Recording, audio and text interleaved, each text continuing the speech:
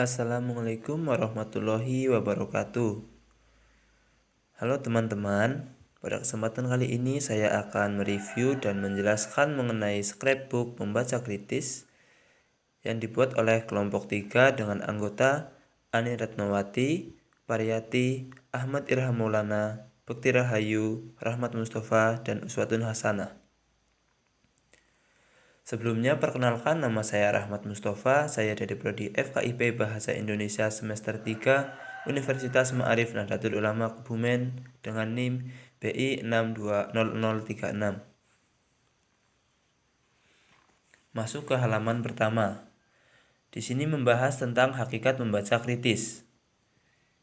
Definisi umum dari hakikat membaca kritis adalah membaca kritis merupakan proses membaca yang dilakukan untuk memahami secara mendalam informasi yang terkandung dalam bacaan, baik informasi tersurat dari pesan tertulis maupun maksud terselubung yang berada di balik teks.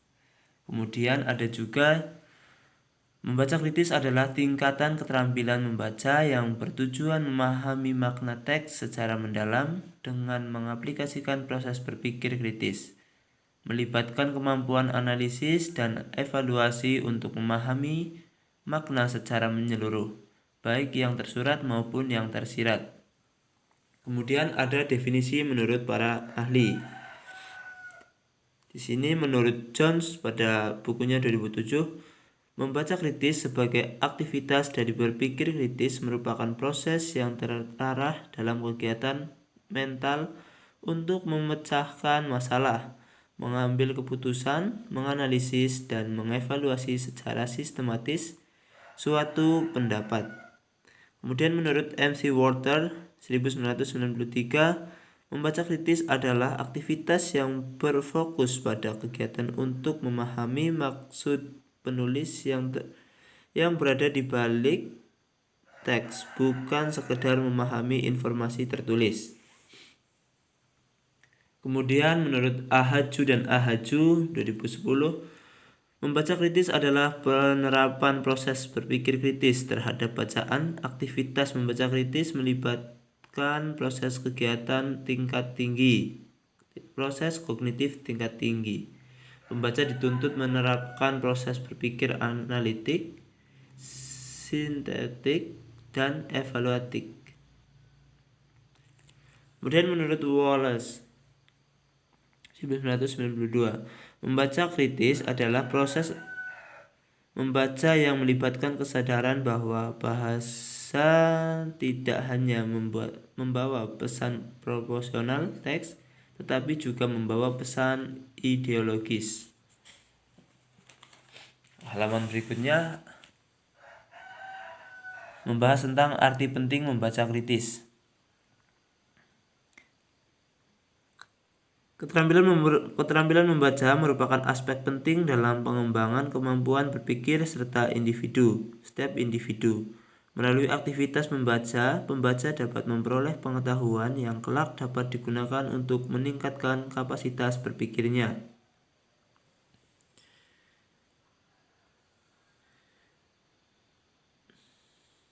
Di sini ada pendapat para ahli di bidang membaca membagi aktivitas membaca dalam beberapa jenjang. Yang pertama yaitu tingkat membaca kreatif.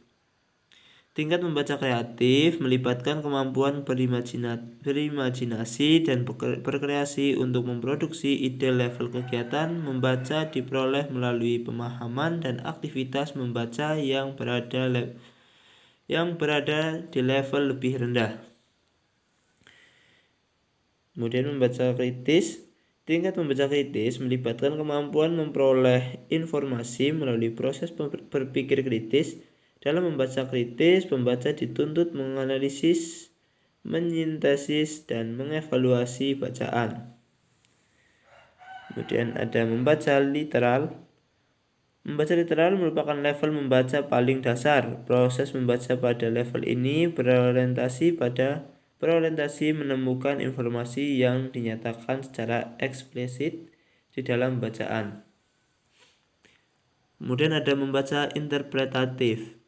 Tingkat ini melibatkan kemampuan memperoleh informasi yang diimplikasikan dan pernyataan antar baris. Dalam proses membaca, pembaca dituntut menarik inferensi dari pernyataan yang dikemukakan dalam bacaan.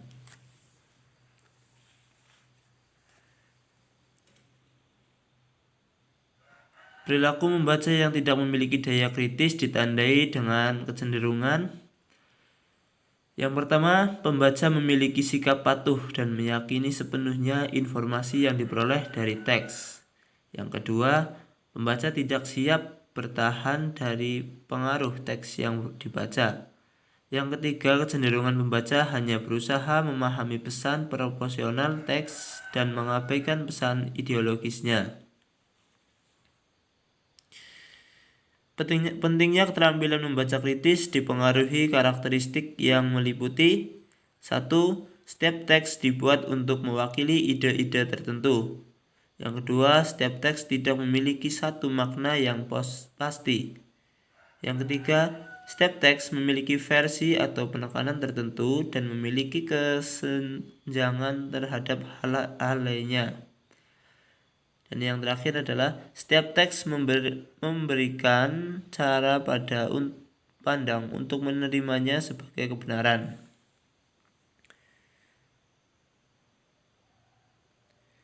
Dan ciri-ciri membaca kritis. Saylor mengemukakan ciri-ciri seseorang pembaca kritis yaitu sebagai berikut. Berfokus pada fakta, analitis, berpikir terbuka, memiliki sikap skeptis yang sehat, yaitu aktif bertanya, kemudian kreatif, aktif secara intelektual.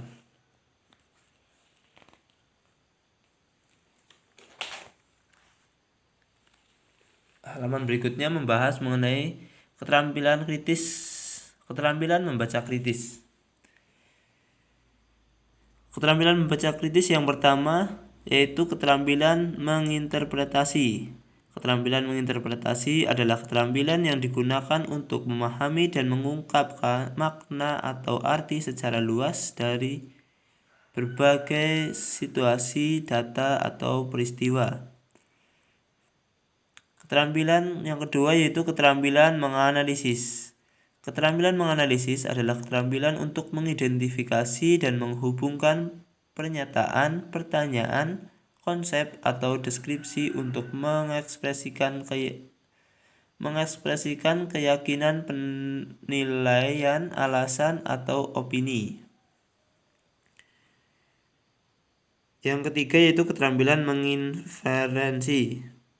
Keterampilan menginferensi adalah keterampilan mengidentifikasi elemen yang diperlukan untuk menarik kesimpulan yang masuk akal, membuat dugaan dan hipotesis, dan mempertimbangkan informasi yang relevan.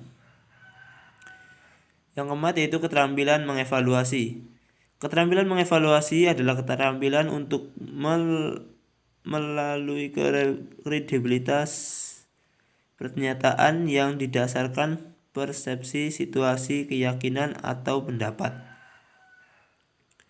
Yang kelima yaitu keterampilan mengekspansi.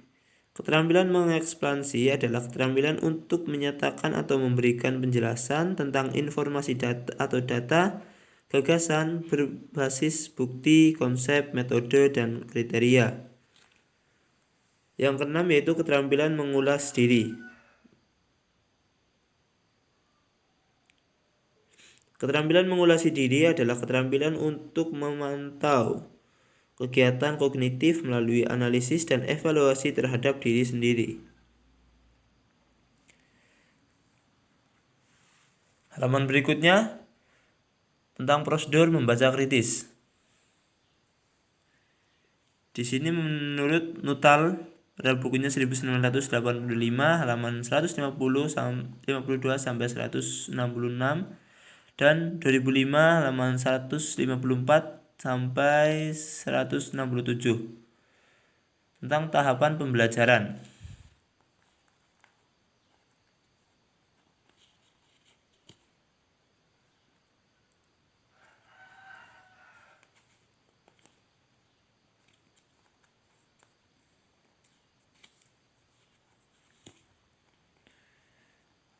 sini ada aktivitas sebelum membaca, kemudian aktivitas saat membaca,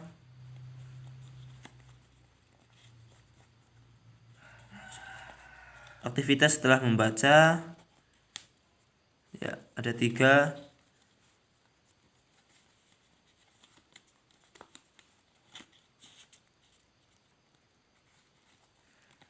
Ada 3 tahapan dalam pembelajaran. Baik, yang pertama adalah aktivitas sebelum membaca. Aktivitas sebelum membaca merupakan serangkaian kegiatan yang dilakukan untuk membentuk skemata pembaca terhadap topik teks yang akan dibaca. Menurut Ramlan 2008, halaman 99-100.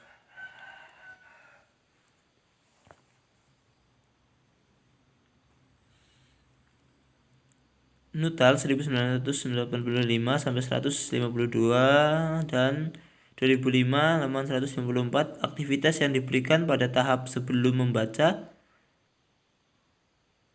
Yang pertama adalah mengemukakan alasan untuk membaca. Yang kedua, memperkenalkan teks. Ketiga, memberikan tugas. Keempat, membagi teks dalam beberapa bagian. Kelima, memberikan pemahaman istilah baru. Yang keenam, mengajukan pertanyaan.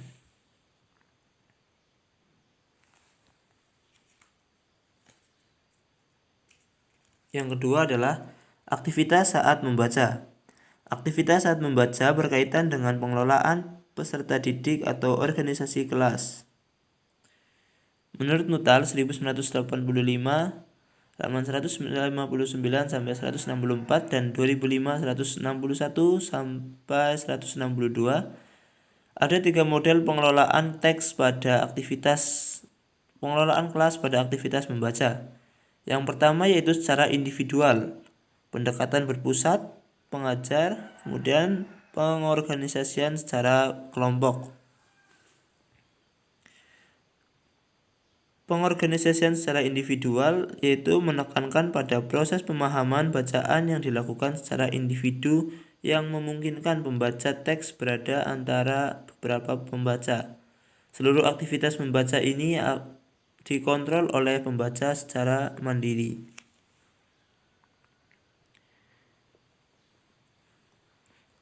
Dan pengorganisasian kelas yang berpusat pada pengajar. Pengorganisasian ini hanya menggunakan satu teks untuk keseluruhan pembaca dengan keseluruhan rangkaian aktivitas dikontrol oleh pengajar, seperti dalam pemberian tugas, pengecekan pemahaman, dan partisipasi pembaca. Yang berikutnya adalah pengorganisasian kelas secara berkelompok.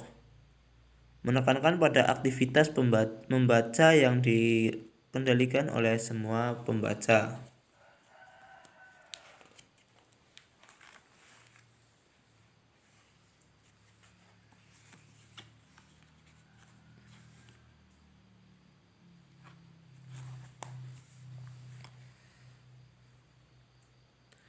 Aktivitas yang ketiga yaitu aktivitas setelah membaca. Kegiatan pasca baca merupakan kegiatan pemantapan hasil membaca untuk mendukung untuk memadukan informasi baru dengan pengetahuan bacaan sebelumnya. Abidin 2012 halaman 24 dan Ramlan 2008 halaman 105. Aktivitas utama yang dilakukan pembaca pada tahap ini, yang pertama adalah mengevaluasi isi bacaan. Yang kedua, memberikan respon personal. Menurut Nuttall 1985, halaman 164 sampai 165 dan 2005 halaman 166 sampai 167.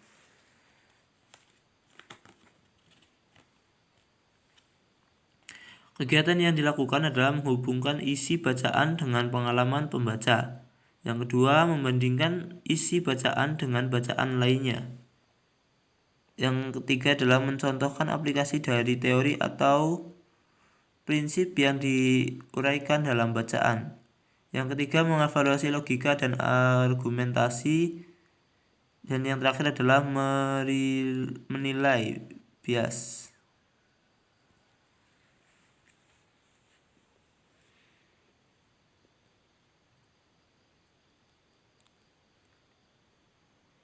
Menurut Tom Pickens dan Hawkinson 1995 halaman 200 sampai 206, mengembangkan proses membaca yang terdiri atas tahapan proses membaca. Yang pertama yaitu prabaca,